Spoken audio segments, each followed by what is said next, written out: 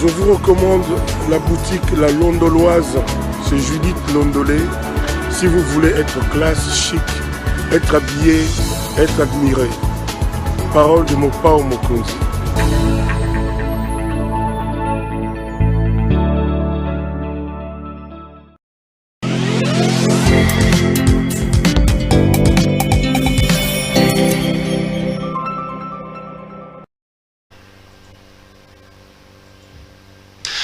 Madame, Messieurs, bonsoir et bienvenue à ce nouveau numéro de l'émission Contre nous soit dit, ce magazine d'analyse d'actualité politique, sociale, économique et même juridique qu'on a lancé ici chez nous.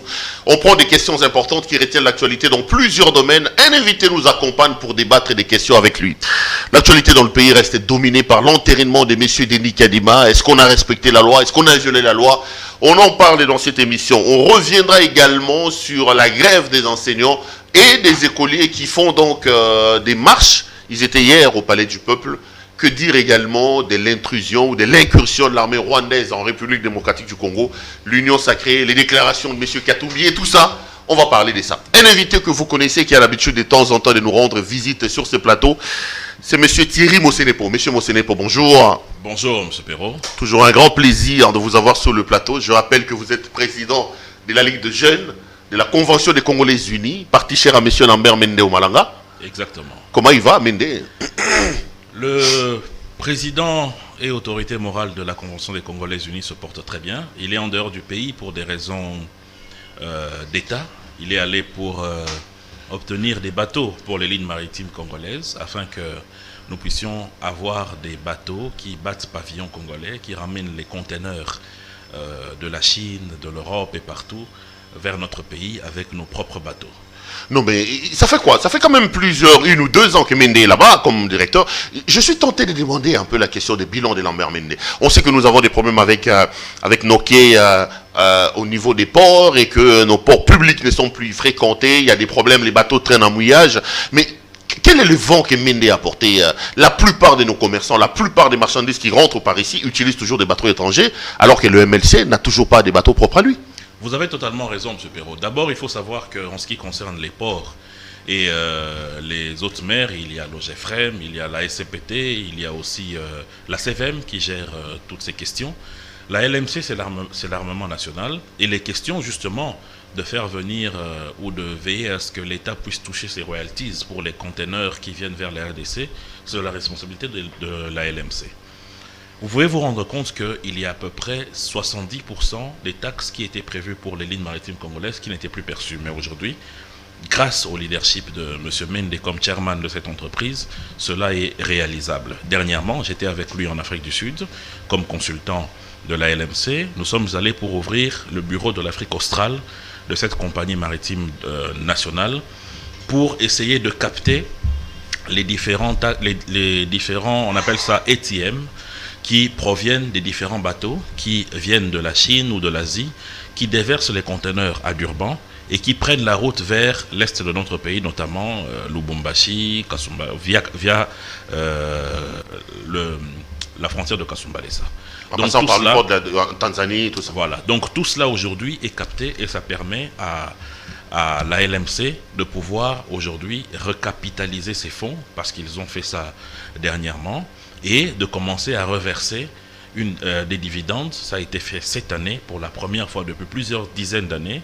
Ça a été fait dernièrement au niveau de l'actionnaire principal qui est l'État congolais. Et cela, c'est grâce au binôme entre l'honorable Lambert Mende qui est PCA, mais chaque jour, cette entreprise est bien tenue par l'honorable Cédric Chizainga qui, en 2 ans seulement, a réussi non seulement à fiabiliser les lignes pour les lignes maritimes congolaises, mais aussi à donner beaucoup plus de moyens en ce qui concerne les récoltes de ces différentes taxes et à épurer ce qu'il y avait comme arriéré de salaire, à mettre en pension. Il n'y a plus de problème de salaire là-bas. Oui, il n'y a plus de problème de salaire aux lignes maritimes congolaises, alors que lorsque cette équipe est arrivée, il y avait à peu près des dizaines de mois d'impayement. Mais aujourd'hui, tout ça a été apuré et les travailleurs ont repris de faire des missions de service à l'étranger sur fonds propres de la LMC. Et la LMC a réinjecté des fonds au sein de Ami Congo, qui est l'entreprise de douane principale de l'État. Donc comprenez qu'il y a réellement des bonnes choses qui se font là-bas. Je vous inviterai et je pourrai vous aider pour que lorsque le DG va revenir, que vous puissiez avoir une émission avec lui spécialement centrée sur les lignes maritimes congolaises et ce qui a été fait. Et je pense vraiment qu'un jeune homme pareil qui est député, il a accepté de laisser son siège provincial d'abord à Lubumbashi et national ici pour se donner à cœur pour une entreprise de l'État. Il faut lui laisser la chance et le temps de pouvoir réussir ce qu'il est en train de faire. Thierry Mosenepo, ce n'était pas annoncé, mais ça me vient en tête. Une des dernières fois que je vous ai reçu ici, on a fait une émission qui a fait parler d'elle, c'était la question des Congolais, des pères et des mères. Je vois encore vous dans vos gestuels en train de parler, défendant la loi Noël Tiani. Est-ce que vous êtes déçu aujourd'hui que, le président de la République vous contredise, parce que le président ne va pas dans votre logique. Il a même dit qu'on n'a pas besoin d'être Congolais, des pères et des mères pour être président et faire développer ce pays. Est-ce que vous êtes également déçu qu'aujourd'hui, c'est renvoyé au canon direct ou qu'on n'en parle plus à l'Assemblée nationale? Vous étiez parmi les tenants, parmi les défenseurs de cette thèse-là. Vous vous êtes pris à Moïse Katumbi en expliquant que c'était un dictateur, parce qu'il disait que c'était une ligne rouge quand on les dépassait. Mais quand aujourd'hui le président de la République va dans le sens de Katumbi contre vous, vous êtes déçu? Je ne pense pas que le président de la République soit allé contre nous, parce que vous nous dites là qu'une partie de ce qu'a énoncé le président de la République. Il a commencé par dire que les Congolais avaient le droit de réfléchir sur des questions qui touchent la vie de nos concitoyens et qu'il fallait à un certain moment faire des propositions sur la manière dont cette partie de la vie doit être régulée. Et c'est le cas de la loi Tiani, où ce docteur a décidé de réfléchir sur la façon dont il fallait réguler la question de l'accession à la magistrature suprême. Et nous, en tant que CCU, ça cadre dans notre projet de société, raison pour laquelle nous avons soutenu cette avancée. Maintenant, il ne faut pas énoncer une loi pour que cela puisse passer. Il faut passer l'étape de l'Assemblée nationale. Et rien ne dit que cette loi a été écartée, mais seulement dans cette session éminemment budgétaire, il n'a pas été question. Non, mais le président qui est le chef de l'Union sacrée a pris ses distances avec la loi. Non, mais écoutez, le président de la République a tout à fait le droit, autant que moi, d'émettre un avis sur un projet de loi ou sur un sujet quelconque. Il a le droit. Mais vous n'entendrez jamais le président de la République, et il a très bien dit, interdire à ce qu'il y ait les études sur une loi. Donc demain, si par exemple la conférence des présidents à l'Assemblée nationale décidait que cette loi soit alignée pour des débats au niveau de la Chambre basse, le président de la République n'aura rien à faire, encore moins nous qui sommes pour ou ceux qui sont contre. Ça sera un débat démocratique à l'Assemblée nationale et ça suivra le parcours de la deuxième lecture au Sénat et pour la promulgation. Donc malgré la prise de position du président, vous restez convaincu que c'était une bonne loi? Nous sommes convaincus, en ce qui nous concerne, que c'est une bonne loi. Ok. Alors parlons actualité, M. Thierry Mosenepo. L'actualité, c'est quand même l'entérinement de M. Denis Kadima. Beaucoup disent que cet entérinement a violé la loi, de par la composition d'abord de la commission paritaire, en plus de par le manque de consensus des confessions religieuses. Thierry Mosenepo, pourquoi vous, de l'Union sacrée, vous avez décidé, contre toute attente, contre un consensus au niveau des confessions religieuses, de pouvoir aujourd'hui entériner la candidature de M. Denis Kadima comme président de la CENI? Merci beaucoup, M. Louara. Je pense qu'il est important que vous m'accordiez le temps pour vraiment essayer d'éclairer la lanterne de nos concitoyens qui nous suivent. Vous en avez. Vous savez, d'abord, je commencerai par vous dire qu'il n'est pas ici question de défendre M. Kadima en tant qu'individu. La question qui se pose ici, c'est des positions que nous prenons pour défendre le principe et la démocratie. Quel est ce principe? Le principe est que nous avons décidé à ce que nous puissions avoir une CENI composite, c'est-à-dire qui regroupe les différentes forces vives de la nation. Et la décision a été prise à ce que la présidence de la CENI soit donnée à la composante société civile, sous-composante confession religieuse. Donc à ce stade-là, il n'est pas question à ce que nous puissions nous immiscer dans ce qui se passe au sein de la confession religieuse en leur imposant quoi que ce soit.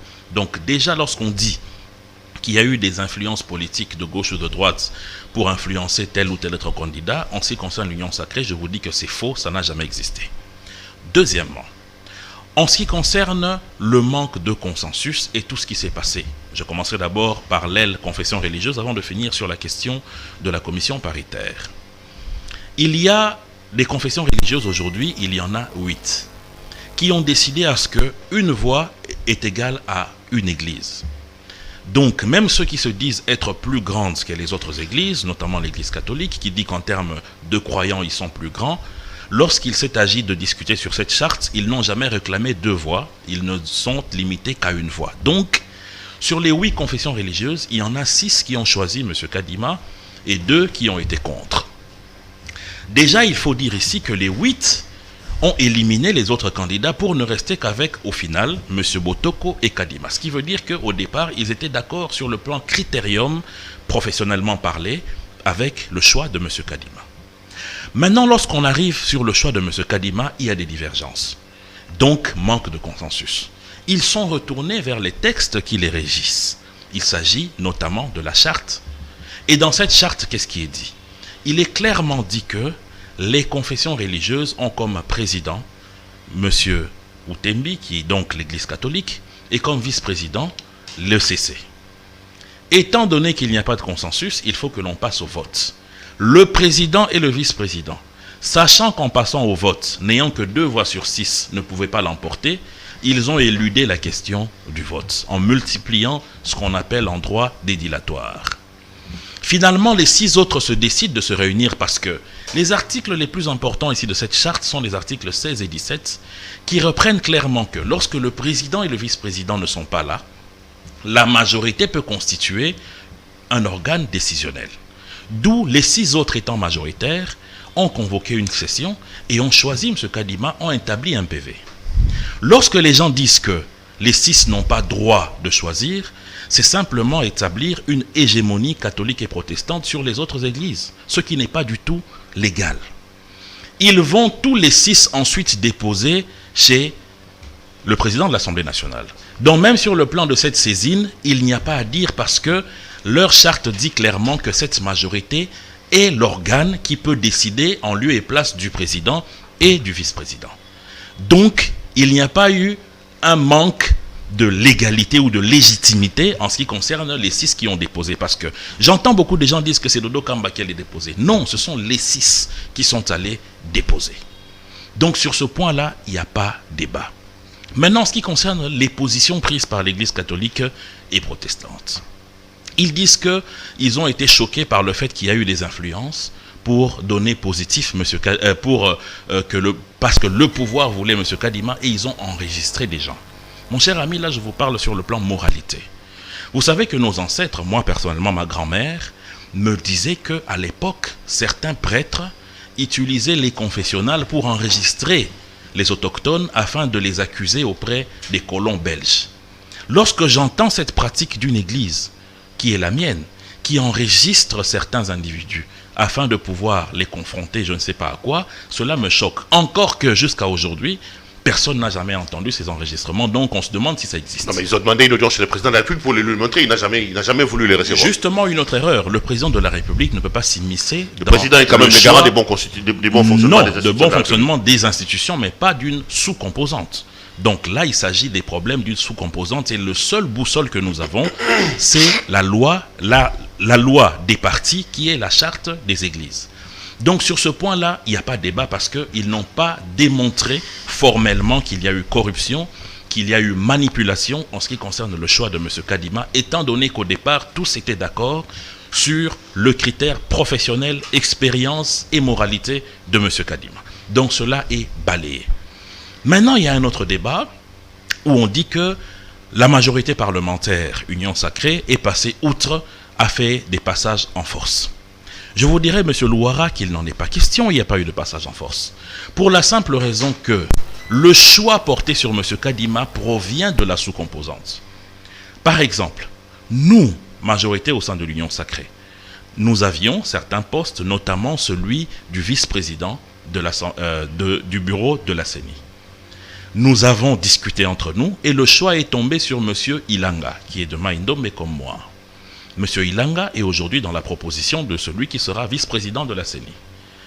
Est-ce qu'il revient à la commission paritaire de douter sur le choix que nous avons fait, étant donné que nous avons transmis un PV qui reprend les modes de la manière dont les choses se sont faites pour le choisir. Donc, la commission paritaire n'a qu'à valider les PV et constater le choix qui est posé sur la personne. Donc, il n'y a pas eu de passage en force de la commission paritaire sur le choix de M.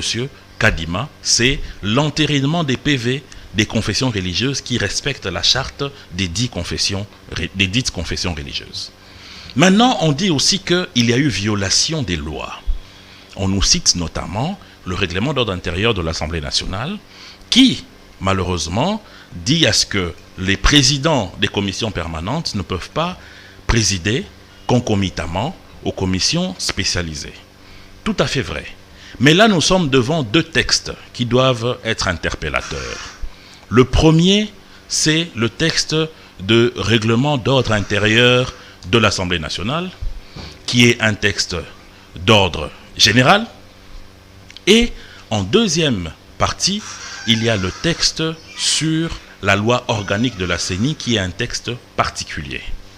Les spécialistes du droit nous renseignent que lorsqu'il y a cette confrontation d'un texte général qui rapporte comment est-ce que la Chambre basse doit fonctionner, le règlement d'ordre intérieur. Et quel autre texte? La loi organique sur le fonctionnement de la CENI. Oui, la CENI. Qui est un texte particulier. Lorsqu'il y a cette confrontation des deux textes dans un sujet, c'est le texte particulier qui l'emporte. Donc, c'est le texte de la loi organique qui donne naissance à la commission paritaire. Donc, il n'y a pas à prendre comme exemple que la commission spécialisée, qui est l'émanation de l'Assemblée nationale, une commission d'enquête, une commission sur les sports par exemple, dans ce cas-là, le professeur Mbata, comme président, tomberait dans cet interdit-là. Mais ici, nous sommes dans le cas d'une commission qui tire son émanation d'une loi particulière, c'est la loi organique de la CENI. Donc, ça échappe à cette interdiction. Donc, il n'y a pas du tout une quelconque violation là-dessus. Étant donné que ce débat est clos, je ne vois pas pourquoi il y aurait encore des discussions sur le choix de M. Kadima. Allons-y justement sur des questions des discussions. Moi, j'en veux pour preuve ce que je considère comme jurisprudence, la lettre du président de la République, que vous avez lue. Le 23 juillet dernier, M. Tshisekedi a écrit à Mme Mabunda, après enterrement de M. Ronsard Malonda. Il relève deux faits qui l'empêchent à pouvoir acter l'enterrement de M. Ronsard Malonda.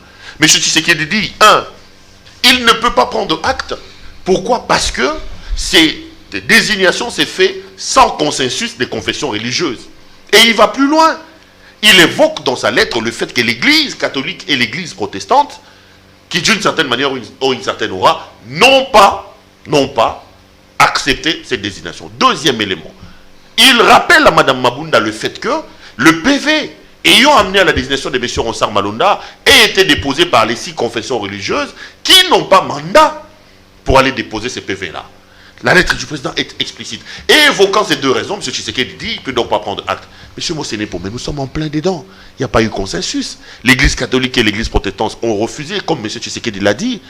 Il n'y a pas eu dépôt, saisine de l'Assemblée nationale de manière régulière par des organes compétents. Vous savez qu'en droit, la compétence est d'attribution. Est-ce que nous ne sommes pas là?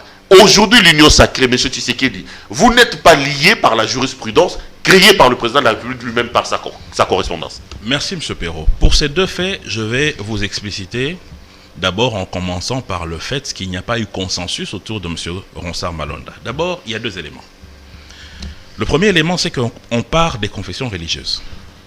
À ce niveau-là, déjà, il y a un problème. C'est que l'Église qui revendique, ou l'Église d'où peut provenir M. Malonda, dit que M. Malonda ne vient pas d'elle. Il s'agit de l'Église kimbanguiste, et il s'agit même, au-delà de cela, du représentant de cette Église au sein des confessions religieuses et de la CIME, à l'époque M. Elébé, oui, à qui l'Église kimbanguiste avait retiré, n'est-ce pas, le droit de représentation. C'est déjà un problème de légalité énorme qui écarte d'office M. Malonda. Lorsque maintenant le dossier Malonda arrive à l'Assemblée avec déjà cette erreur-là de rejet par l'Église qui normalement devait le présenter. Le président n'a pas évoqué ça dans sa lettre, M. Mosenepo. S'il vous plaît, j'en arrive. Je n'interprète pas. La lettre est explicite. J'en arrive avec il cite les catholiques et les CC qui n'ont pas adopté. Il parle des consensus. Il ne dit pas que les kimbanguistes ont refuté la candidature de Malonda. J'en arrive au problème de consensus. Maintenant, lorsque ils arrivent au débat sur la question de M. Malonda, parce que les deux églises protestantes et catholiques n'étaient pas d'accord avec lui, et les 6 autres, semble-t-il qu'ils étaient d'accord. Déjà, il y a un problème, c'est qu'ils ne pouvaient même pas passer au vote, qui est une partie de ce consensus, Parce que l'église qui a envoyé M. Malonda l'a rejeté. C'est ça le problème. L'a rejeté carrément. C'est ça le grand problème. Maintenant, l'autre consensus recherché, c'est au niveau de la commission paritaire de l'époque, qui était composée de FCC Cash comme majorité et de la Mouka comme opposition. Au sein même de la majorité, il y a eu un problème. C'est que les amis de Cash ont dit, écoutez, on ne peut pas accepter dans notre commission paritaire entériner quelqu'un qui se dit être de l'église kimbanguiste, mais qui est rejeté par cette même église. Mais comme les amis d'Ensemble pour la République disent aujourd'hui pour Denis Kadima. Non, mais attendez. Dans ce que vous appelez commission paritaire. Je vais en arriver. Elle n'a jamais été paritaire, cette commission-là. Je vais en arriver, M. Perrault. Je vais en arriver, s'il vous plaît. Et c'est comme ça que la commission paritaire de l'époque, déjà à ce niveau-là, il y avait un problème.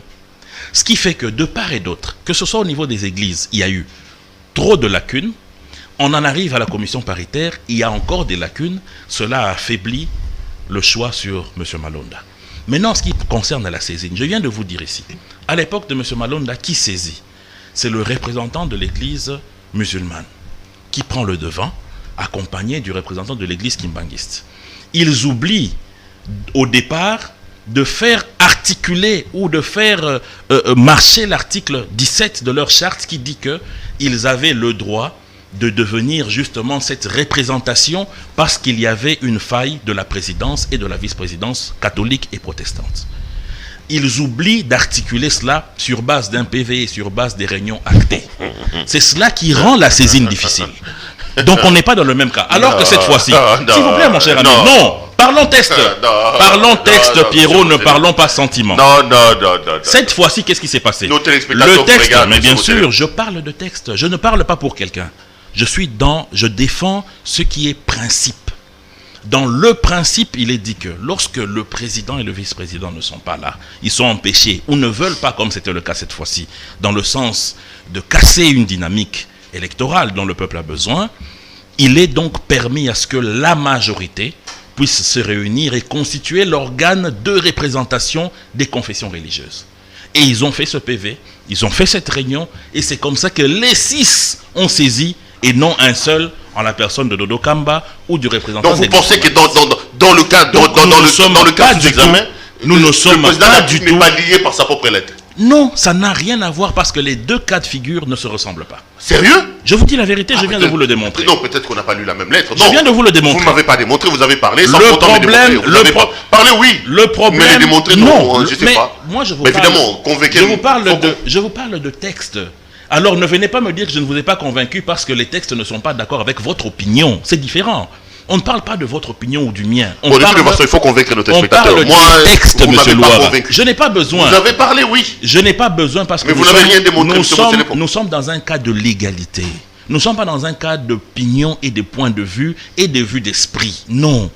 La légalité dit que, en l'absence des deux, qui ont boycotté systématiquement tout ce qu'il fallait pour qu'on finisse ce cas de l'installation du bureau définitif de la CENI, les 6 autres avaient pleinement le pouvoir en articulant les articles 16 et 17 de la charte qui régit les confessions religieuses. Et c'est ce qui s'est passé. Donc aujourd'hui même, si la commission paritaire ou l'Assemblée nationale avait refusé d'entériner le choix des églises, des confessions religieuses, les confessions religieuses avaient le droit de porter plainte au niveau du Conseil d'État, et je vous assure qu'au regard des textes, le Conseil d'État allait leur donner raison et les choses allaient se passer comme elles se sont passées. Non, mais qu'est-ce que vous dites quand même d'un entérinement qui crée des problèmes? Martin Fayoulou de l'opposition, et même au sein même de la majorité avec l'Union Sacrée, Katumbi fustige cet entérinement, il dit que c'est un entérinement qui s'est passé en violation des principes et des textes. Il appelle le président de la République à ne pas prendre acte. Il va sur un ton un peu plus sérieux en disant que ça peut remettre en question l'articulation de l'Union sacrée. Vous lui répondez quoi, M. Katumbi? Mais qu'est-ce que vous attendez de quelqu'un qui interdit même à un Congolais intellectuel de réfléchir sur une loi? Vous pensez qu'une personne comme ça vraiment est prise de démocratie pour comprendre que la partie qu'on est en train de jouer là, qui concerne la présidence de la CENI, concerne les confessions religieuses, et que ces dernières sont liées par une charte. Est-ce qu'une personne pareille peut vraiment essayer de réfléchir dans le sens où il faut respecter les limites de ses droits et comprendre les droits des autres? Moi, je pense que même cette lettre écrite au président de la République, elle est inutile, elle est, à mon sens, vexatoire et elle est inadmissible. Dans le sens où, quand on est un démocrate et un républicain, on respecte les textes de la République, on respecte même les lois des partis. Et la loi des partis, qui aujourd'hui s'appelle Charte des confessions religieuses, doit être respectée. Vous êtes de ceux qui pensent qu'il doit prendre son courage et quitter l'Union sacrée aujourd'hui? Mais écoutez, c'est librement que nous sommes membres de l'Union sacrée, c'est aussi librement que les gens doivent partir. Mais ce système qui consiste à combattre de l'intérieur, c'est de la lâcheté. Vous pensez que Katumbi vous combat de l'intérieur? Mais c'est de la lâcheté, pour la simple raison. Vous pensez que Katumbi vous combat de l'intérieur? Mon cher ami, je vais vous dire une chose, M. Perrault. Aujourd'hui, je peux être dans l'Union sacrée et dire par exemple que chez moi, à Nyoki, les gens souffrent d'un problème d'eau courante. Je peux dire qu'à Ilombe-Moke, il n'y a pas de courant. C'est cela le débat républicain. C'est cela l'apport que même des opposants doivent apporter dans le grenier de débat politique de notre pays.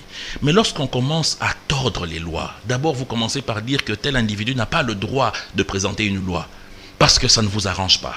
Ensuite, vous revenez pour dire que les 6 confessions religieuses n'ont pas le droit et que ça va bouleverser le pays. Comment vous pouvez expliquer ça? Donc aujourd'hui, on veut nous expliquer que les 6 confessions religieuses ne valent que pour du beurre. Si c'est ainsi, alors arrêtons tout ce qu'on fait, donnons à l'Église catholique et protestante la responsabilité de tout faire. Parce qu'ils écrasent les autres.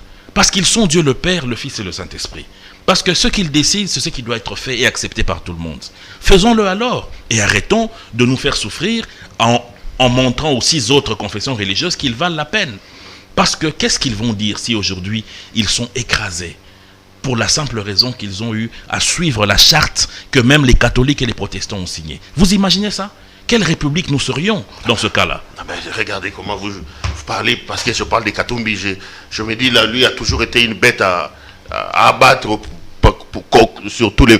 Qu'est-ce que ça a toujours eu des problèmes entre Katumbi et c'est quoi le problème? Il n'y a aucun problème. On sent que quand Mende parle de Katumbi, c'est avec haine, avec acharnement. Pas du tout. Pas du tout. Vous relayez un peu les mendismes contre Katumbi. Non. Par votre façon de parler, on sent que ça ne va pas. Jamais je ne me permettrai de toucher en la personne de Moïse Katumbi en tant qu'individu. C'est un responsable, c'est un notable dans notre pays. Il a été ancien gouverneur, il a un parti politique, il a des gens qui croient en lui. Je ne peux jamais me permettre de toucher à sa personne. Mais le débat que nous avons ici, c'est le débat des faits et gestes que nous posons comme hommes politiques. Lorsque vous n'acceptez pas qu'on critique vos faits et gestes comme hommes politiques, mais allez alors faire le chant. Encore que même là-bas, les criquets et les sauterelles auront leur mot à dire. Donc pour vous dire que dans le monde où nous vivons, la contradiction doit exister. Il n'y a pas une question ici de béni oui, parce que l'on contredit ce que pense ou dit un tel ou un tel autre monsieur, qu'on devient ennemi à la personne. Ça n'a rien à voir. Nous ne parlons pas ici de ce qu'il mange ou de ce qu'il porte. Nous parlons des actes posés en tant qu'acteurs politiques. Et dans notre entendement, c'est des actes de dictateurs qui ne peuvent être acceptés parce qu'il n'est pas question ici de remettre en question la responsabilité des autres églises, des autres confessions religieuses qui ont accepté de suivre la charte et qui ont fait le choix sur un individu parce que 2 d'entre elles refusent et qu'il faille nécessairement les suivre, sinon ça sera la grève dans toutes les écoles conventionnées catholiques, ça sera la déstabilisation de l'État. C'est même très grave de le dire. Vous pensez que les catholiques sont contre Tshisekedi? Parce qu'il y en a des voix qui s'élèvent aujourd'hui en disant il y a un problème entre Tshisekedi et les catholiques. Vous êtes dans cette logique-là, Je ne suis pas dans cette logique-là, mais je suis plutôt dans une logique qui consiste à dire que nous sommes dans une posture où certains au sein de l'Église, certains des princes de l'Église, ne sont pas d'accord avec certaines réformes importantes, notamment la gratuité de l'enseignement. Parce que, vous savez, M. Perrault, un nouveau système emmène toujours des remous. Lorsque, par exemple, on a décidé ici, après la Covid, que nous devrions tous porter des masques, les gens avaient du mal à accepter cela. Mais ensuite, c'est devenu comme une seconde nature. Partout où vous arrivez, vous dépochez votre masque et vous le portez parce que vous voulez vous protéger. C'est la même chose avec la gratuité. Il faut dissocier la gratuité du président de la République, Félix Tshisekedi. On va parler de tout ça. Certes, c'est son idée, c'est son plan, c'est son programme, mais c'est d'abord un programme national. Vous savez, Perrault, dans d'autres pays, même les opposants allaient venir avec des cahiers de charges en ce qui concerne la gratuité pour dire, écoutez, nous sommes d'accord avec ça, mais voilà telle ou telle chose qu'il faut amender, voilà là où il faut arranger. Pourquoi? Parce que je veux vous parler d'une personne que par courtoisie, je ne citerai pas ici. C'est une dame qui s'appelle Madame Mami. Elle a perdu son mari qui avait pris le chemin de l'Angola. Elle a 6 enfants. Cette femme, chaque année, venait me dire, Papa Thierry, Sali Sangai, Ponana Banananga 6 Oyo, Nani Ane Oyo Rotanga. Et je devais sortir l'argent pour soutenir la scolarité de ces enfants-là. Le jour où on a établi la scolarité, la première fois où ces enfants sont allés à l'école, elle a pleuré devant moi. C'est pour cette femme-là que moi je soutiens la gratuité. Ce n'est pas pour le président de la République, ce n'est pas pour moi. Nous tous on soutient la gratuité, mais non, pas une gratuité irréfléchie comme la vôtre. Mon cher frère. Pas une gratuité irréfléchie, monsieur. Quand vous dites irréfléchi, c'est très grave. Non, oui. Il y a des failles. Vous prenez quelque chose de bon, vous les prenez de manière précipitée, sans pour autant cerner et ça pose problème. Nous soutenons la gratuité, mais le processus qui amène à la gratuité, c'était un processus populiste, un processus qui aujourd'hui montre ses limites et nous démontre qu'il n'a pas été suffisamment réfléchi avant d'être mis en place. Mon cher Perrault, vous devez savoir que les réformes sont comme ça. Non. Il y a des sacrifices. Non. Je vais vous faire un rappel. C'est pas comme ça. Je vais vous faire un rappel, monsieur Perrault. Je vais vous faire un rappel. Et ce rappel vous concerne. Non. Ce rappel vous concerne. Les réformes ne se font pas comme ça. Nous sommes en 2015 au mois d'août. Il est décidé à ce que nous puissions articuler l'article de la Constitution qui a été votée en 2003, qui trace la division territoriale de notre pays à 26 provinces. Je passe une émission avec vous sur Digital. Et parmi les questions que vous me posez, vous me dites que c'est fait de manière précipitée. Vous me dites que c'est mal calculé. Vous me dites qu'il fallait attendre alors que déjà on avait attendu plusieurs années, non? De 2003 à 2015. Mais aujourd'hui, n'est-ce pas vous qui reveniez tout fraîchement du Lolaba? N'est-ce pas moi, votre frère ici, qui suis content d'aller au Maindo? Après avoir violé la loi en mettant en place des commissaires spéciaux.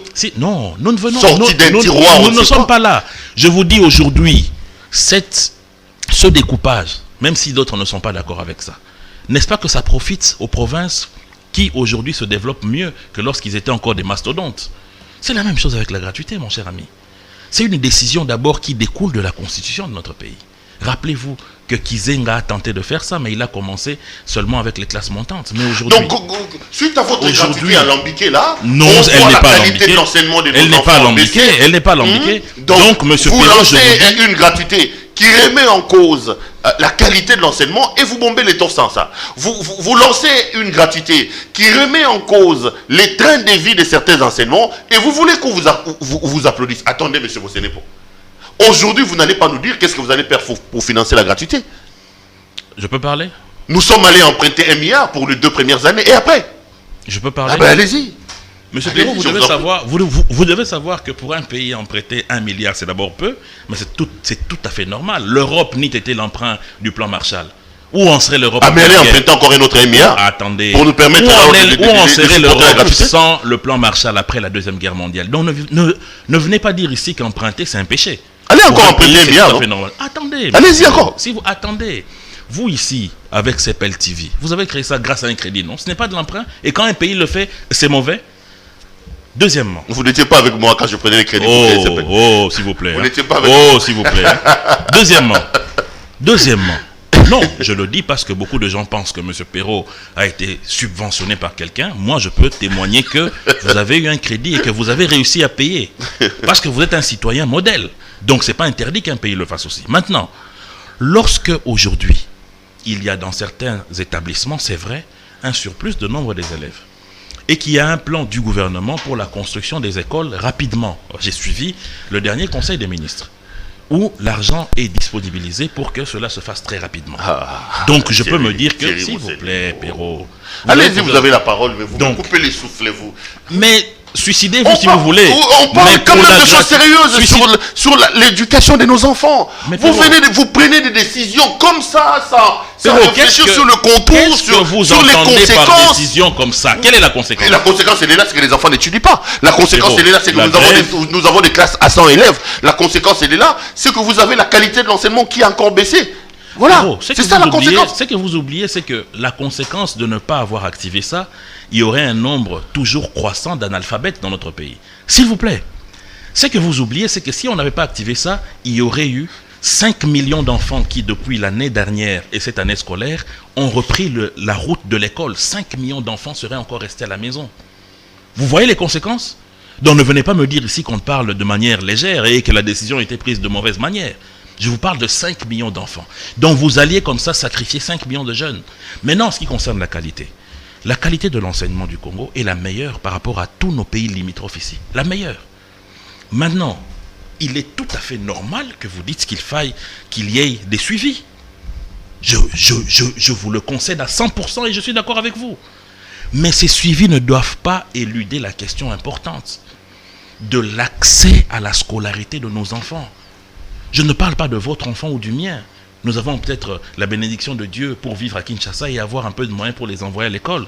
Mais je vous parle de l'enfant qui est chez moi à Kempimpi ou à Ilombe Moké, chez moi, là où mon père est né. Cet enfant-là n'allait pas à l'école.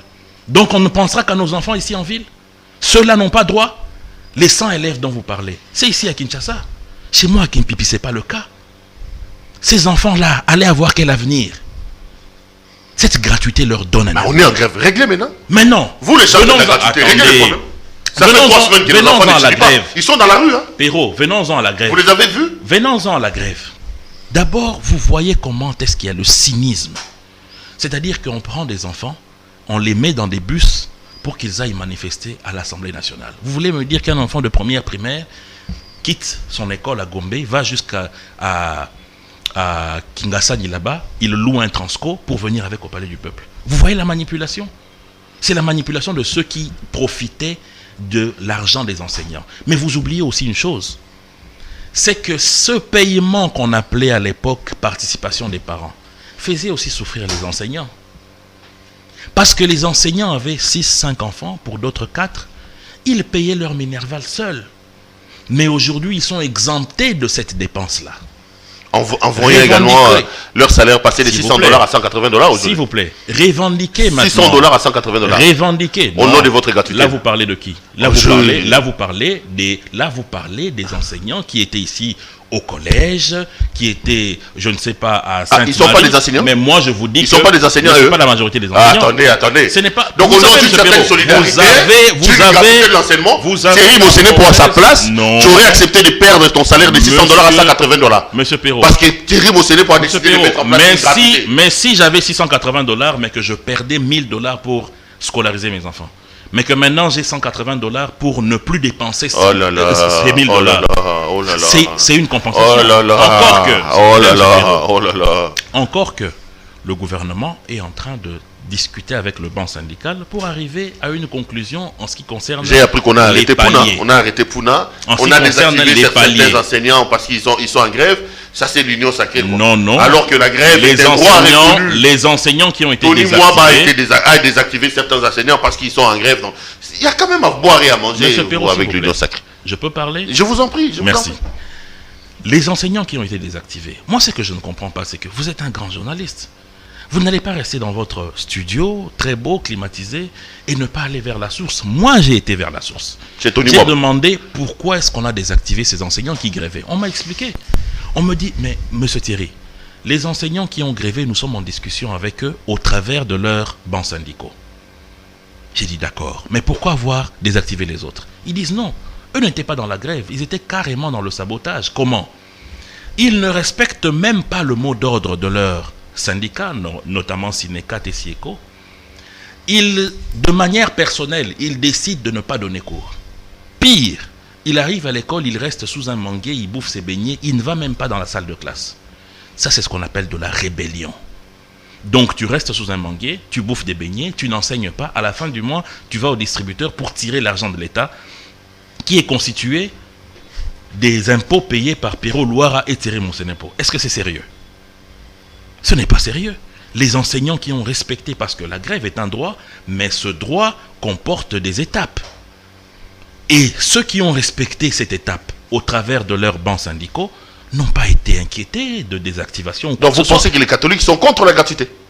Je ne dis pas que les catholiques sont contre. Je vous dis qu'il y a certains chefs d'établissement qui étaient en train de se retrouver dans la convention entre l'État et l'Église catholique, qui aujourd'hui sont en train d'instrumenter les élèves via leurs enseignants pour essayer de créer ce désordre que nous sommes en train de vivre. Revenons sur ce qu'on était en train de dire, parce qu'on était encore en train de parler de catholiques, de l'église du Christ au Congo avec cette affaire de Denis Kadima.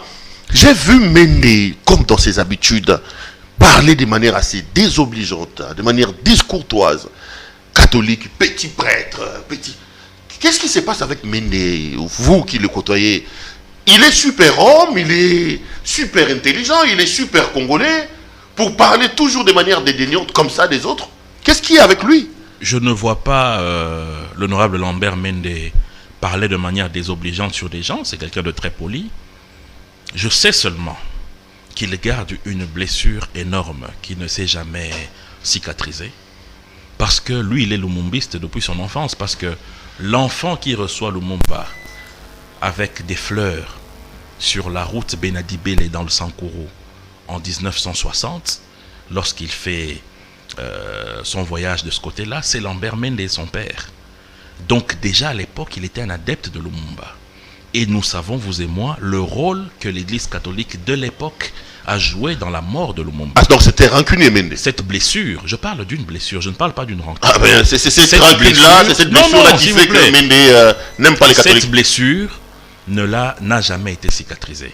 Ajoutez maintenant à cette blessure cette hégémonie qui veut être installée, où vous avez une église qui pense que 6 autres confessions religieuses ne valent pas la peine. Où vous avez une église, notamment, pas forcément une église, mais certains prélats, qui pensent qu'ils ont droit de vie ou de mort sur des gens. Ça, c'est inacceptable.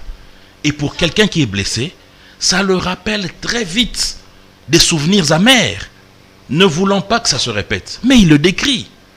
Il le décrit avec ses mots, avec sa gestuelle et avec son tempérament. Donc ne venez pas dire qu'il a insulté des abbés.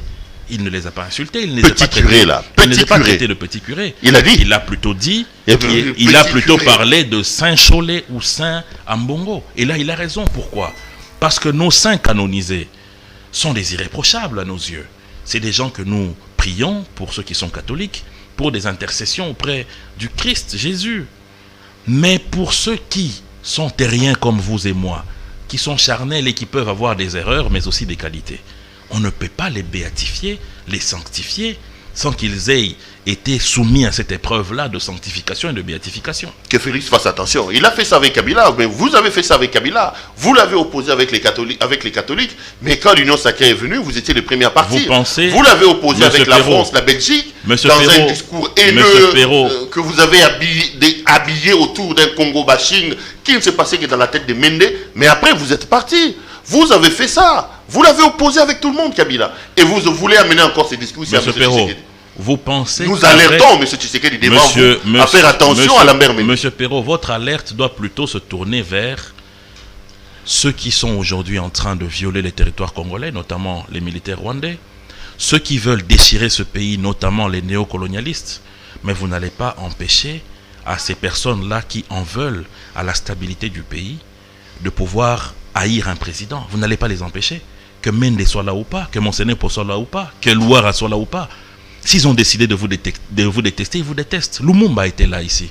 On l'a traité de communiste, on l'a traité de sorcier, on l'a traité de déstabilisateur, jusqu'à le tuer. Donc il ne fallait pas que, même si Mobutu n'était pas là, ou Tshombe n'était pas là, s'ils avaient décidé de la mort de Lumumba, ils allaient la voir. Ah mais vous êtes quand même courageux, hein. Donc comprenez que ce n'est pas une question de séparer le président de qui que ce soit, mais c'est plutôt la vérité. Il faisait le même discours contre les catholiques alors qu'il était de l'autre côté contre Tshisekedi. Ce n'est pas une question, non, Perrault. Il veut donner l'impression qu'il est plus tshisekidiste. Non, Perrault, là vous tombez dans votre vue d'esprit. Non, quelle vue d'esprit? Moi, je vous dis que M. Méndé défend toujours la cause de la patrie congolaise. Non, la cause du pouvoir. Donc ne venez pas ici me dire... Non, ne venez pas me dire ici que c'est une question de pouvoir. C'est une question de pouvoir. Ne venez pas me dire ça ici. Il faisait le même discours il y a 2 ans avec Kabila ici. Vous savez très bien. Quand il se faisait gazer chez les catholiques, dans les paroisses catholiques, même de tenir les discours qu'il tient aujourd'hui. Alors que là, Félix était avec les abbés. Il a opposé Kabila avec les catholiques. Il a opposé Kabila avec la communauté internationale dans son affaire des Congo bashing. Qui ne s'est passé que dans sa tête. Aujourd'hui, il traverse, il vient à l'Union sacrée, il reprend les mêmes habitudes. Monsieur Perrault, il reprend les mêmes je vais vous dire encore une fois, et de manière on ne peut plus claire, que personne ne peut empêcher la haine d'une certaine oligarchie sur le pouvoir central qui existe dans un pays comme le Congo. Personne. Deuxièmement, je vous assure que les positions qui sont prises par Lambert Mende sont des positions qui défendent la nation, qui défendent le pouvoir dans le sens démocratique. S'il vous plaît. Vous avez la parole. Troisièmement, qu'il y ait eu hier une mésentente d'opinion sur l'Église catholique et notre ancienne famille politique, et aujourd'hui avec notre famille politique actuelle, n'a rien à voir avec la position où, là où se trouve M. Lambert Mende. Ça a à voir avec la haine que ces personnes ont vis-à-vis d'une conduite de l'État qui ne leur plaît pas. C'est ça la réalité. Ça n'a rien à voir avec que Lambert Mende a dit ceci, Lambert Mende a dit cela. Non, vous savez très bien qu'aujourd'hui je peux passer, je défends le principe Kadima. Mais demain vous allez encore revenir ici pour dire non, hier vous avez défendu Kadima. On défend des principes, M. Perrault. Intégrez ça dans votre esprit, que ce n'est pas une question d'individu. Parce que chaque individu, même vous et moi, nous allons passer. Vous n'êtes pas Mende, je ne vais pas vous embarrasser. Donc soyez certains que quand il reviendra, il viendra à votre plateau et vous aurez du mal. Je vous dis, vous aurez un sérieux mal. À faire quoi? Vous aurez un sérieux mal à dire tout ce que vous êtes en train de débiter. Non, je poserai des questions. C'est pas mon ennemi. Moi, je ne suis pas trop avec Mende. Il viendra sur Il n'a pas de problème avec lui. Il viendra. Bah, je sais que de temps en temps. Et il vous répondra. Non, je sais que de temps en temps, parce dans que les vous avez interviews, pris, les obligeants. Vous avez pris une habitude de rester seul dans votre plateau et de tirer sur des gens comme un recteur qui se permet de distribuer les mauvaises et les bonnes notes aux élèves. Et bien cette fois-là, vous aurez finalement l'animal en face de vous. Ah ben et j'espère pour vous, je l'espère en tout cas, je ne ferai que mon travail. Que vous allez bien manger avant de vous mettre en face. Non, je ne ferai que mon travail. Ça ne sera pas un combat. Moi, je ne ferai que lui poser des questions. Donc, il vous a dit qu'il viendra ici comme un animal. Soyez certain que vous aurez cette... Comme un animal. Vous aurez cette occasion et je pense que ce jour-là, vous allez enfin comprendre qu'il s'agit d'un républicain et non d'un turiféraire comme vous le pensez. Chacun fera son rôle. Moi, je serai dans le rôle de poser des questions. Monsieur Mende sera dans le rôle de répondre aux questions. Mais quand je suis dans mes éditos, je ferai aussi mon rôle en rappelant au président de la République, si vous voulez avoir un bon Mende, prenez monsieur Thierry Mosenepo. Laissez Lambert Mende qui a déjà fait son temps. Vos éditos, vous pouvez avoir un Mende sans avoir vos éditos teintés. Lui au moins il a une virginité de gestion. Vos éditos teintés. Laissez Mende, il va vous amener des problèmes. Vos éditos teintés. Il va vous amener des problèmes comme il en a fait avec Kabila. Et à la première occasion, il va fuir, il va partir. Vos éditos teintés ne nous émeuvent pas. Laissez-moi faire votre promotion. S'il vous plaît. Laissez-moi faire votre promotion. Vous ne faites pas ma promotion, vous êtes en train de faire le bashing de la CCU. Non, vous êtes de ma génération. Et ce bashing, malheureusement, va trouver sa fin lorsque vous serez en face de l'animal. Je pense qu'il est temps que les dinosaures Mende aillent en retraite. Lambert Mende n'est pas un dinosaure, monsieur Perrault, c'est parmi. Vous pouvez faire un sondage ici. Prenez votre micro, faites un micro-baladeur. Demandez à la population ce qu'elle pense de Mende. Monsieur le président de la République, avec tous les respects, prenez monsieur Thierry Mosenepo, laissez Mende se reposer. Allez, on va parler d'autre chose. Je vous demande de prendre le micro et de faire le sondage. Le président de la République n'est pas obligé de laisser Mende pour prendre Mosenepo. Mais ça n'a rien à voir. Mosenepo, c'est Mosenepo. Lambert Mende, c'est Lambert Mende. Lambert Mende a des qualités que n'ont pas Thierry Mosenepo et inversement. Il n'y a pas de problème. Voilà. Mais vous ne pouvez pas non plus m'empêcher de vous n'allez pas à dire. Il y a un remaniement en vue. Je ne voudrais pas que Mende, moi, vous êtes informé qu'il y a un remaniement en vue. Je suis journaliste. Il y a un remaniement en vue. Vous êtes journaliste. Congolais, si vous voulez avoir mon point de vue, je ne souhaite pas que même Mende reste au gouvernement. Si on peut prendre quelqu'un de Mende qu'on vous prenne, vous. Alors parlons autre chose. Et puis on risque de vous créer des problèmes pour rien. Je vous en prie. Sur le plateau, Perrault était. Je vais le faire quand je serai dans mon. Vous serez en face de l'animal. Non, quand je ferai mes sortes de mercuriales. Vous serez en face de l'animal. Allez, on va quand même parler de cette affaire de RAM, monsieur Mosenepo. C'est quand même une affaire qui touche sérieusement à la bourse des Congolais. On croyait que l'Assemblée nationale allait résoudre le problème, mais on a vu que l'Assemblée a décidé de sauver le soldat Kibasa Maliba. Est-ce que ça vous a choqué que vous, de l'Union Sacrée, vous décidiez que Kibasa ne puisse pas partir et qu'on continue à nous couper aujourd'hui l'argent avec cette affaire de RAM? D'abord, je peux vous dire que je suis totalement d'accord avec le RAM, mais que je ne suis pas d'accord avec la façon dont les coupes d'argent sont en train d'être faites. J'ai beaucoup apprécié les recommandations qui étaient envoyées au gouvernement par l'Assemblée nationale. Il ne fallait pas nécessairement déchoir le ministre Kibasa pour ce faire. Ce n'était pas du tout important.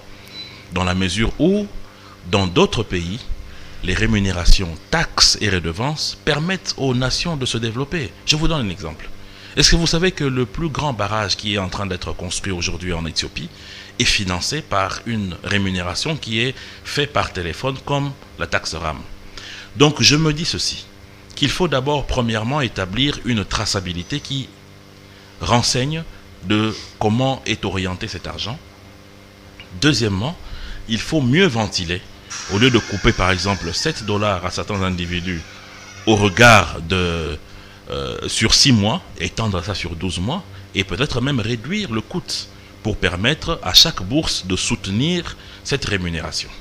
Je crois qu'à ce moment-là, ça pourra aider, surtout que ça soutient notamment certains projets au sein de la gratuité de l'enseignement et ça soutient l'apprentissage de nos frères étudiants et étudiantes dans les universités où il y a cette possibilité de Wi-Fi gratuit. Je demanderais donc, s'il s'agissait de moi, de me donner une recommandation au gouvernement, c'est de maintenir la taxe, mais de savoir comment est-ce que les fonds sont orientés, de faire une évaluation de ce qui a déjà été fait, notamment en ce qui concerne les endroits où le Wi-Fi a été connecté, et de réduire le coût pour les différentes bourses de nos foyers. On va terminer cette émission, M. Mosséné, pour 1 heure pratiquement depuis qu'on a commencé. Qu'est-ce que vous dites de l'incursion du Rwanda dernièrement au Congo? Vous condamnez? Je condamne. Vous répondez comme le ministre de l'Information qui nous a dit qu'on a 9 voisins, ça peut arriver? Non, je pense que les gens ont seulement pris une partie de la réponse du ministre et ont sorti cela du contexte. Mais en ce qui me concerne, je vous dis que c'est un acte condamnable. C'est une énième provocation qui ne peut pas être passée facilement. Nous avons suivi le porte-parole de notre armée qui a confirmé les faits. Je pense que le mécanisme de suivi doit rapidement faire son rapport et que les conséquences doivent suivre. Et je pense qu'il faut qu'au niveau de notre Assemblée nationale, qu'il y ait des mécanismes de sanctions. Comme on en trouve aujourd'hui en Union européenne et aux États-Unis, où, par exemple, selon l'acte qui est posé contre le pays, il y a une sanction qui suit. Parce qu'écoutez, nos 9 voisins, pour la plupart, vivent de la République démocratique du Congo, en termes de commerce, en termes d'échanges et ainsi de suite. Donc si aujourd'hui, par exemple, nous imposons des sanctions économiques au Rwanda, avec interdiction d'entrée de leurs produits chez nous, avec certaines interdictions, je crois que les blagues vont s'arrêter. On ne peut pas toujours se battre sur des armes ou sur des terrains de guerre, mais on peut établir des sanctions contre ceux qui viennent blaguer avec l'intégrité de notre pays. C'est l'ami et frère de votre autorité morale, Paul Kagame. Vous avez vu comment le président l'a reçu? Mais est-ce que ça empêche qu'un ami, lorsqu'il fait des bêtises, qu'on le remette dans l'ordre?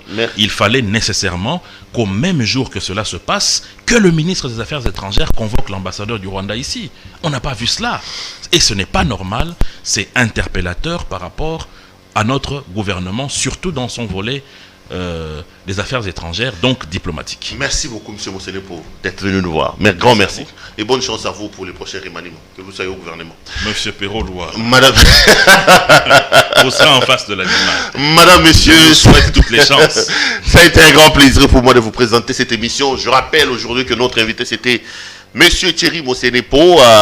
Merci à l'équipe technique qui nous a permis de vous présenter cette émission. Retrouvons-nous demain pour un autre numéro. Allez, bonsoir.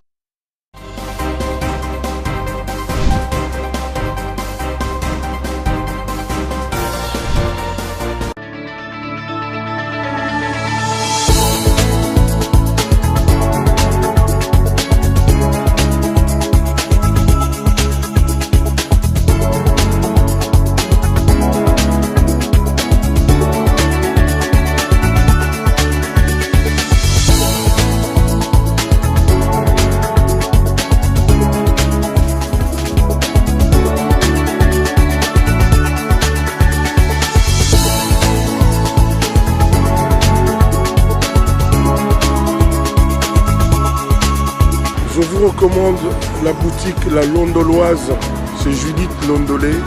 Si vous voulez être classe, chic, être habillé, être admiré. Parole de mon Pao Mokonzi.